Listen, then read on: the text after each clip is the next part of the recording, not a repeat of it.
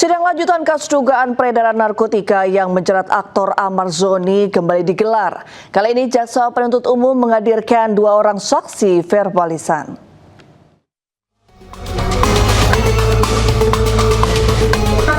Sidang lanjutan kasus dugaan peredaran narkotika dengan terdakwa aktor Ahmad Zoni kembali digelar di Pengadilan Negeri Jakarta Pusat. Dalam agenda pemeriksaan saksi verbalisan, jaksa penuntut umum menghadirkan 2 orang saksi, yakni pelaksana harian Kepala Kesatuan Pengamanan Rutan serta pendamping keamanan. Keduanya dimintai keterangan terkait proses pembuatan berita acara pemeriksaan. Kuasa hukum Ahmad Zoni menilai kehadiran 2 saksi tersebut tidak sesuai dengan berkas BAP. Kan kita udah menolak saksi ini karena kan nggak ada di BAP, di berkas nggak ada. Ya kan, pernyataan itu ya kan, ya yang dibuat itu, ya kan pasti sebenarnya kan ada yang memang akan diterangkan oleh Amar, nanti kita bikin di tanggapan di pledoi kita. Karena ya kalau keterangan itu kan, ya kan dalam posisi Amar kan, ya memang dalam keadaan tidak baik-baik saja kan. Di hadapan majelis hakim, terdakwa Ahmad Zoni membantah sejumlah pernyataan saksi. Ia mengaku mengalami pemukulan saat proses pemeriksaan dan dimintai uang sebesar 300 juta rupiah oleh oknum dari Polsek Cempaka Putih. Hal ini dibuktikan melalui secari kertas yang ia serahkan kepada majelis hakim yang disebut berisi tangkapan layar percakapan permintaan uang tersebut. Selain itu, terdakwa menjelaskan terkait foto barang bukti berupa tas atau pouch yang menurutnya janggal.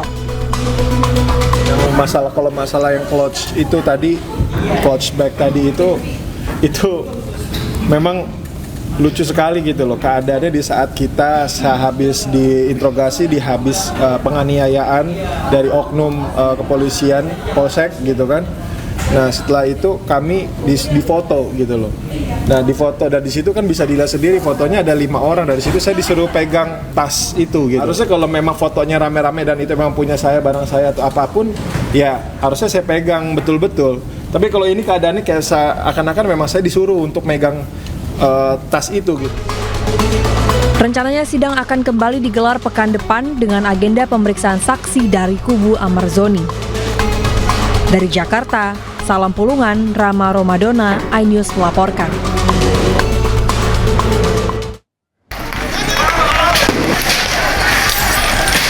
Dua kelompok pemuda di Flores Timur, Nusa Tenggara Timur terlibat bentrok. Akibatnya 1 orang terluka dan belasan rumah warga rusak. Puluhan personel polisi dikerahkan untuk membubarkan bentrokan. Bahkan gas air mata dan tembakan peringatan terpaksa dilakukan untuk mengamankan situasi.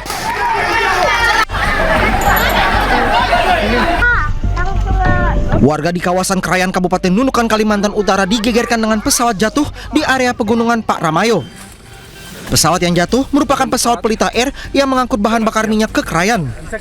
Kepulan asap hitam membumbung tinggi di titik lokasi pesawat jatuh. 6 ruang kelas dan kantin SMP Negeri 2 Kota Sungai Penuh Jambi terbakar. Api berasal dari kantin yang berada tepat di belakang bangunan sekolah. Tidak ada korban dalam peristiwa ini karena sekolah dalam kondisi kosong libur awal Ramadan. Pemirsa, belum 6 bulan menjalani sanksi, Ahmad Saroni kembali ditetapkan sebagai pimpinan Komisi 3 DPR RI. Saroni menggantikan Rudy Mase yang mundur dari Partai Nasdem.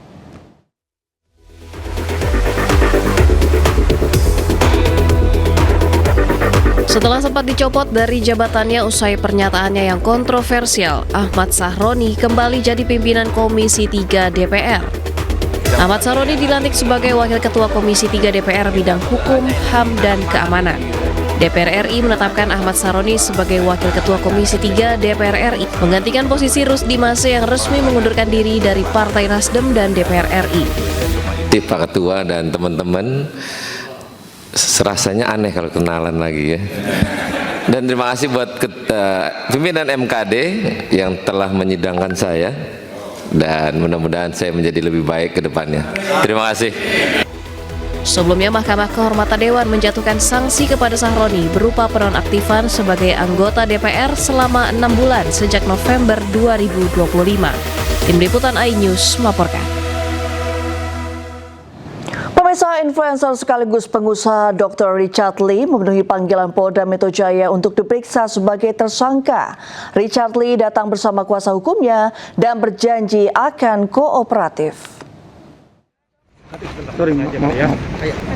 Dengan menggunakan kemeja putih dan masker yang menutupi wajahnya, Dr. Richard Lee sampai di Polda Metro Jaya. Richard diperiksa sebagai tersangka dugaan pelanggaran pelindungan konsumen terhadap produk kecantikannya. Ia berjanji akan menjalani proses hukum dengan kooperatif dan menjawab seluruh pertanyaan penyidik. Secara pribadi, Richard Lee mengaku sedih dan prihatin karena kasus ini melibatkan sesama dokter yang saling lapor dan sama-sama jadi tersangka. Hasil dari pra-peradilan, dan hari ini dengan sikap kooperatif saya datang untuk memenuhi kewajiban saya sebagai warga negara yang baik. Saya sudah siap memberikan keterangan sejelas-jelasnya dan sejujur-jujurnya tentang produk yang saya jual. Semua produk yang saya jual legal dan BPOM dan diproduksi sesuai dengan ketentuan yang berlaku. Saya belum pernah menjual produk yang tidak berizin dan berpotensi untuk membahayakan masyarakat. Secara pribadi, yang buat saya sedih, konflik ini melibatkan 2 orang dokter, 2 orang sejawat, 2 orang yang profesinya sama-sama menjual skincare yang berakhir dengan saling lapor dan sama-sama jadi tersangka. Secara pribadi, saya jujur, saya sedih dan malu akan hal itu.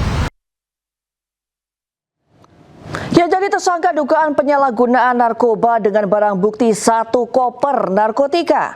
Ex-Kapolres Bima Kota AKBP Didik terancam dipecat tidak hormat. AKBP Didik menjalani sidang Komisi Kode Etik Divisi Propampori.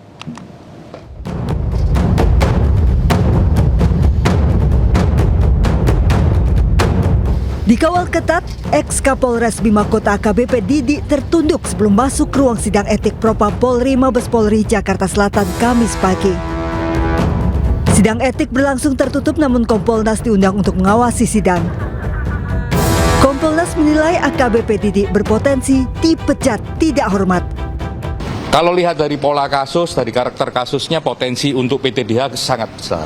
Cepat kayak begini, yang mendalam dan koordinasi antara kami dan Propam, ya, dan memastikan kerja-kerja profesional mereka, kami yakin nanti sanksi yang akan diambil adalah sanksi yang paling maksimal. Selain sidang etik, proses pidana kasus ini juga ditangani Bareskrim Polri. Tidak berhenti di AKBP Didik, polisi tengah menyelidiki jaringan narkoba ex-Kapolres Bima Kota. Tak main-main, sebagai Kapolres Bima Kota AKBP Didik menyimpan 1 koper narkoba di rumah bawahannya Aibda Dianita. Dalam koper ditemukan 49 butir ekstasi, sabu, obat penenang, dan pil Happy Five. Ditetapkan tersangka penyalahgunaan narkoba, ex-Kapolres Bima Kota AKBP Didik terancam 20 tahun penjara dan denda 2 miliar rupiah. Dari Jakarta, Tim Liputan iNews melaporkan. Di hari pertama Ramadan, warga Gaza menjalani ibadah dan tradisi berbuka puasa bersama di tengah reruntuhan dan fasilitas yang rusak. Informasi selengkapnya kami hadirkan usai jeda.